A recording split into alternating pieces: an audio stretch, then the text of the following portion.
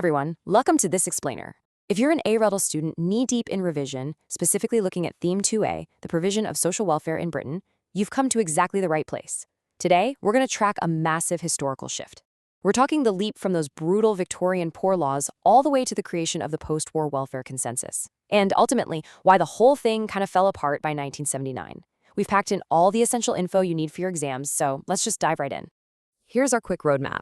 We're looking at welfare before the war, how WW2 acted as a catalyst for change, labor's new welfare state, the era of the post-war consensus, and finally, how that consensus crumbles in the 1970s. All right, Section 1, welfare before the war, running from 1918 to 1939. So, stepping back to right after the First World War, around 1918, the government was still leaning heavily on old Victorian poor laws and the absolute grim reality of workhouses. But by 1921, we start to see a shift. National insurance gets hugely extended to cover about 11.4 million workers. Suddenly, the state's role is way bigger and way more expensive than originally planned. Fast forward to 1930, and the Local Government Act officially abolishes workhouses, though honestly, a lot of them just stayed open under a new name. But the real friction hits in 1931. That's when the National Economy Act introduces the infamous means test to try and cap the skyrocketing welfare bill. Now, this is absolutely crucial for your exams, the means test. Introduced in 1931, it basically meant that after 6 months on benefits, claimants had to be thoroughly investigated by a public assistance committee. It was deeply, deeply unpopular, especially among shipyard and colliery workers. Why? Well, it created a literal poverty trap. If you managed to find some short-term work, your benefits would just instantly stop, so you were actually financially worse off for trying to work. Understanding that deep resentment is key to understanding why the working classes later demanded such a radical overhaul of the system. Moving on to Section 2, World War II Catalyst for Change, also known as the Great Equalizer. You see, the Second World War forced the state to take unprecedented control over everyday life, and it totally reshaped what the public expected from their government. First off, you had the evacuation of 1.5 million kids from the cities to the countryside in 1939. This literally brought the stark realities of urban poverty right into the homes of middle-class hosts for the very first time. It was a huge eye-opener that massively boosted support for reform. Then there was rationing in 1940. Everyone was making the exact same sacrifice, which surprisingly really boosted national morale. Add to that Clement Attlee's Food Policy Committee giving out state-subsidized milk and meals to mothers with small children. The state was basically proving, in real time, that it could actively and positively manage the well-being of its citizens. And out of that unified wartime spirit comes a real game-changer, the Beveridge Report of 1942. This thing was so popular, it actually sold over 600,000 copies. Beveridge drew up a blueprint for a more socially equal post-war society, built on the idea of a national minimum. The concept was straightforward but completely revolutionary for the time. The state should provide a comprehensive safety net to protect its citizens. But, and this is a big but, it had to maintain individual opportunity, responsibility, and the incentive to work. To actually pull this off, Beveridge said society had to defeat what he famously called the 5 giants. We're talking want, ignorance, squalor, idleness, and disease. You absolutely need to commit these 5 times to memory for your revision. They are the foundational justification for practically every single piece of post-war welfare legislation that followed. Okay, Section 3, Labor's New Welfare State. Let's look at the legislation from 1945 onwards. So, Clement Attlee's Labor Party wins a landslide victory in 1945, and they immediately get to work turning Beveridge's blueprint into actual law. Take a look at this list. The Family Allowances Act of 1945 was a huge deal. It paid 5 shillings a week per child directly to the mother, giving women a bit of financial independence. Then the National Insurance Act of 1946 expanded unemployment, sickness, and pension benefits to all workers. The Industrial Injuries Act was another big one, especially given that mining accounted for a quarter of all workplace deaths back then. And then in 1948, the National Assistance Act totally scrapped the old poor law framework to catch anyone who might still fall through the cracks. But the absolute crown jewel of the whole shebang, the National Health Service in 1948, offering free healthcare for all citizens. To this day, it's widely considered the greatest achievement of the welfare state. Right, on to Section 4, the post-war consensus, spanning 1939 to 1964.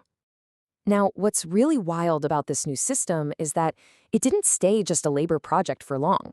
A massive cross-party agreement formed. Even the conservatives accepted the welfare state as an essential ingredient of modern Britain. This right here is what we mean when we talk about the post-war consensus. Throughout the 50s and 60s, radicals in the Conservative Party who opposed this stuff, like Enoch Powell, were in the absolute minority. The political establishment as a whole was solidly united in supporting the welfare state. But as you can probably guess, this consensus came with a pretty hefty price tag. If you look at the numbers, between 1957 and 1963, welfare spending bumped up from 3% to 4% of the UK's gross domestic product. And get this, that doesn't even count pensions, which ate up another 3%. The cost of keeping this giant national safety net running was just steadily, relentlessly creeping up. And despite all that pouring of money into the system, a really harsh reality remained. Welfare spending just didn't end poverty. In 1965, the Child Poverty Action Group came out with a shocking claim that 720,000 children were still living in poverty. So you have this persistent poverty sitting right alongside ballooning costs.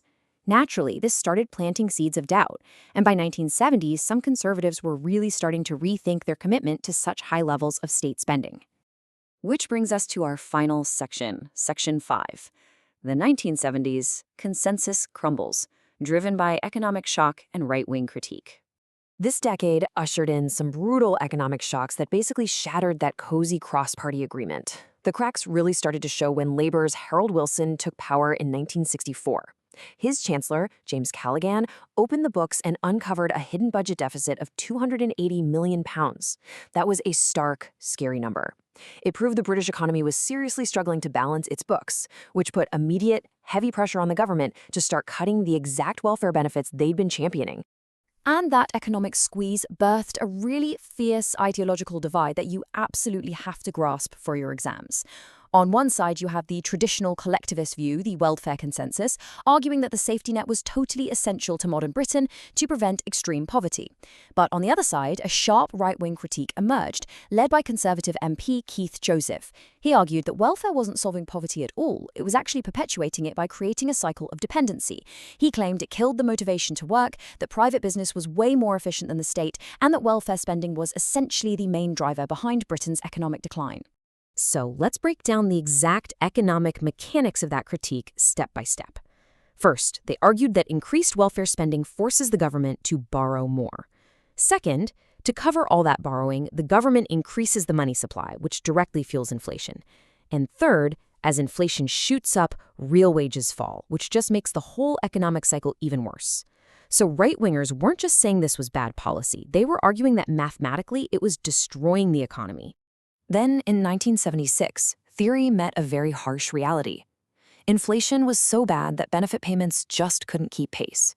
It got to the point where the UK government actually had to go hat in hand to the International Monetary Fund for a $4 billion loan. But the IMF didn't just hand over the cash. They demanded a staggering $2.5 billion cut in state spending in return. Labour had no choice but to slash budgets in housing and education, though they did manage to protect pensions. But the message was clear. The era of limitless welfare expansion was definitively over. Unsurprisingly, public opinion shifted dramatically in response to all this. The national press started heavily criticizing what they saw as excessive spending. Plus, there was a major generational shift away from the whole 1960s collectivist mindset. You had this growing demographic of affluent working and middle-class voters, known as the C1s. They were highly aspirational and increasingly viewed welfare as a problem, not a solution. To them, it felt like it was robbing people of self-reliance, and Margaret Thatcher skillfully appealed to this new class, promising them lower taxes and a lot less state intervention. And that brings us to the end of this timeline. By the time Margaret Thatcher took power in 1979, the actual institutions of the welfare state, like the NHS and national insurance, did survive. But that broad, unquestioning cross-party consensus that built and funded the system since 1945, that was definitively dead. Which leaves us with one final big question to ponder. Over those 60 years, did the welfare state actually solve poverty, or did it just redefine the role of the state in our daily lives? It's a massive, fascinating question, and honestly, a perfect debate topic for your A-level exams.